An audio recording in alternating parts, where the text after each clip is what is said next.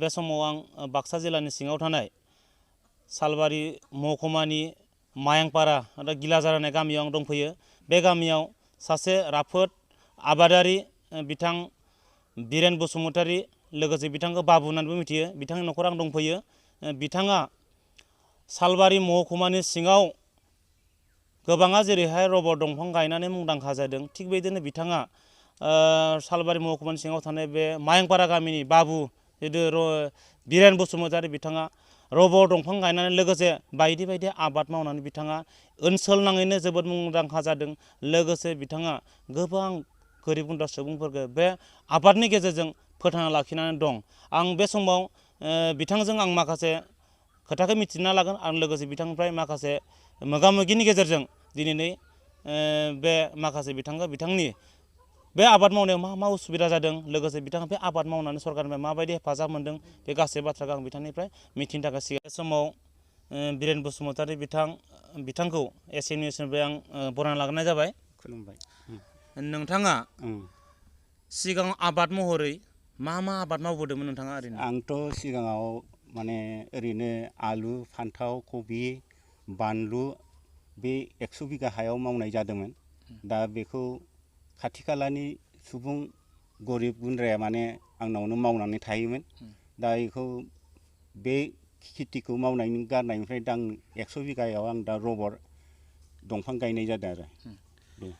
नोंथांनि बे आलु मावनाय, आबाद मावनाय, बे आलु आबाद, फान्थाव आबाद मावनाय, बे आबाद मावनायाव नोंथाङा एरियानि सुबुंफोरा आं जागायजेनबाय, दा आंखौ नुनानै सोरबा जुदि माबा दङबा, आग्रह दङबा आंनाव परामर्श लानानै इसोरबो आरो रबर दंफांखौ सुबुंफोरा गायनो हायो आरोखि। ओमफ्राय फुलिखौ बबाव मोनो, नार्सारि फुलिखौ, बेफोरखौबो आं जगाजग खालामना होनो हायो आरोखि।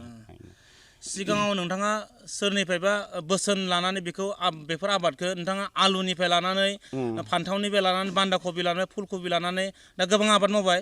गेजेर ससेयाव नुनो मोनदों, नोंथांनि खोनानो मोननाय बायदि नोंथाङा गेजेर ससेयाव खारजिबो आबाद मावदोंमोन। बे खारजि मावनानै आबाद मावनानै बेसेबांसो रां खामायदों नोंथाङा ओरैनो? दा मथा मथि खारजि बागाना 15 बिगासो दं। बेजोंबो आं लाभबान जाबाय दं। बेजोंनो माने बाजार खरसा खालामबाय थानो हायो आरोखि, लेबु बागानावबो। नोंथाङा बे रबर आबादनि अनगायैबो नोंथाङा मा मा आबाद मावनो थाखाय नोंथाङा मिजिं लानानै दङ ओरैनो? दा आं बर्थमान बेरे फिसिनायनि माबाखौ लाना दं, आं प्लेन लाना दं। बेरे दंफां सिङाव बेरे फिसिनायनि, बेरेनि फार्म खालामनो थाखाय नोंथाङा साननानै दं। बे समाव नोंथाङा ओनसोलनि रायजो राजा सुबुंफोरखौ, ओनसोलनि सुबुंफोरखौ मा बुंनो सानो ओरैनो बे समाव? दा बर्थमान दा जोंनि बेकार माबाफोरा, सेंग्राफोरा ओरैनो गोलैसोना दं। दा बेफोरो जुदि 2-1 बिगा रबर दंफां गायोबाबो बिसोर लाभबान जानो हागोन। होमबानिया बै बड'लेण्ड माबायाबो एसे जौगागोन रांखान्थिनि बेलायाव। रांखान्थिनि बेलायाव बेनो आरो। दा नोंथाङा ओरैनो बेफोरबायदि आबादफोरखौ, रबर आबादफोरखौ मावनायाव नोंथाङा सरकारनिफ्रायनो माबा मोनसे मान बिलाइफोर मोनदों नामा, ओरैनो बान्थाफोर मोनदों नामा नोंथाङा? जेबो बान्था मोनाखै रबर बर्डनिफ्राय, सरकारनिफ्राय मोनाखै आरोखि। दा नोंथाङा मा बुंनो सानो बे समाव? दा भबिसतआव आं बेखौ मोनगोन होननानै आसा खालामना दं आरोखि, बान्थाखौ।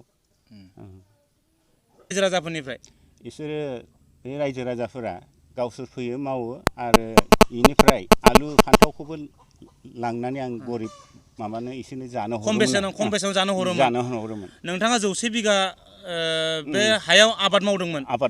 दिनैनि तारिखआव नोंथाङा बे 100 बिगा हायाव रबर गायदों नोंथांखौ नुनो मोननाय जादों। बे रबर गायनाया नोंथांमोना मा मा जेंना नुजादों ओरैनो? दा रबर गायनायाव दा आं रबरखौ गायबाय दिनै 8 बोसोर रानिं जाबाय। दा आं टिपिं खालामगासिनो दं आरोखि, रबर दंफांनिफ्राय टिपिं खालामनानै दा एसे मोजांखौनो मोनदों। बेनो आरो। नोंथाङा बे रबर बागानाव रबरखौ आथा दिहुनजाबाय नामा नोंथांनिया? औ, दिहुनजाबाय। एबारनिफ्राय सुरु खालामजेनदों। दा नोंथाङा बे आबादखौ मावना रबर 100 बिगा रबर बागान खालामनानै नोंथाङा सरकारनिफ्राय माबाफोर अनसुंथाइ मोनदों नामा? सरकारनिफ्राय ओरैनो फेन्सिंनि खार'नै 90,000खौ मोननाय जादों रबार बर्डनिफ्राय बेखिनियानो आरो बेनि अनगायै बिटिसि गभर्नमेन्टआ नोंथांनो माबा मोनसे अनसुंथाइफोर होदों नामा? होआखै मोनाखै। बे समाव नोंथांनि जिङाव बिटिसि सरकारनिफ्राय नोंथांनि जिङाव माबा मोनसे खौरांफोर लाफैदों नामा बिथांमोना? बिटिसिनिफ्राय लाफैयाखै। रबार बर्डनिफ्राय बाक्सा डिस्ट्रिक्टनि रबार बर्ड फिल्ड अफिसारा खेबथाम फैनानै जोंखौ परामर्स होलांबाय आरो रबार बर्डनिफ्रायनो ट्रेनार मास्टारखौ जोंनियालागै फथायहरदों आरोखि 8 दिननि कारने। दा बेनिफ्राय जोंनि गामिनि खाथि खालानिफ्राय आं 12 जन सेंग्राफोरखौ ट्रेनार लाहोदों आरोखि बेनो। नोंथाङा बे रबार बागानाव ओरैनो दाउ अमाबो फार्म नुफादों लोगोसे नोंथांनियाव, नोंथाङा बे बुस्थुआव मा बुंनो सानो? बे दाउ अमाखौ निजेनि माने फार्म रखम जायगा दं नालाय रबार दंफाङावनो आं फिसिनानै इखिनिखौ लाभबान खालामबाय दं आरोखि।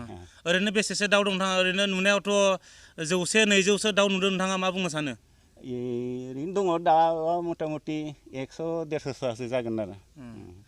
दा बिथाङा माने रांखान्थिनि बेलायाव बे दाउ अमा नोंथाङा बेखौबो लोगोआव लाफायो थारमाने ना? औ।